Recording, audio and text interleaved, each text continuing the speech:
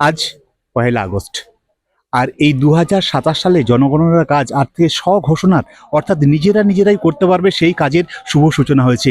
ইতিমধ্যে বাঁকুড়া 2 নম্বর ব্লকে দেখতে পাচ্ছেন বিডিও সাহেব সেখানে হাজির হয়েছেন এবং তার প্রতিনিধিরা যারা আছেন কর্মী তারাও হাজির হয়েছেন। তারা সাধারণ মানুষকে দেখাচ্ছেন কিভাবে তারা এই স্বঘোষণা অর্থাৎ নিজেরা নিজেদের মোবাইলে কিভাবে আপলোড করবেন। সেই কারণে আমি সরাসরি একটি বিডিও সাহেবের কাছে চলে যাবো।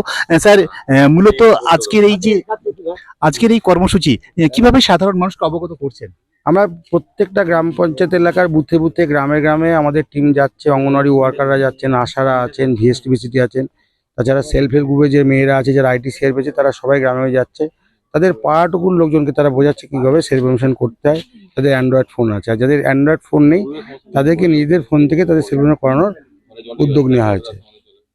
আজকে শুরু হয়েছে, আজকে প্রচারটা চলছে। কিছু টেকনিক্যাল সমস্যা হয়তো থাকতে পারে কিছু কিছু পোর্টালের মাধ্যমে, বা আমরা যেহেতু ট্রেনিংটা দিতে পারিনি, এরপরে আমরা আবার আজকে দিনটার পরে আগামীকালে আবার একবার প্রশিক্ষণ দিয়ে দেবো, যাতে কিনা সফলভাবে সেলফ ইনফরমেশন করা সম্ভব হয়।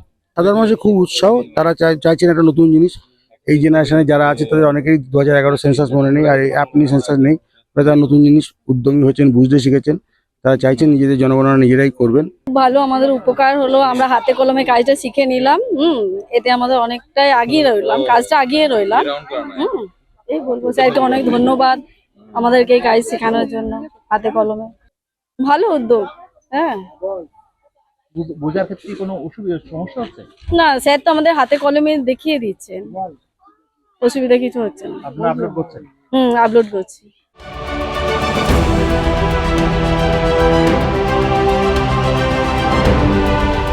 নিজেদের জনগণনা নিজেরাই করবেন, সেই ক্ষেত্রে সাধারণ মানুষ তারাও তাকিয়ে আছেন এবং তারা নিজ ফোন নিয়ে তারা নিজেদের জনগণনার কাজ করছেন।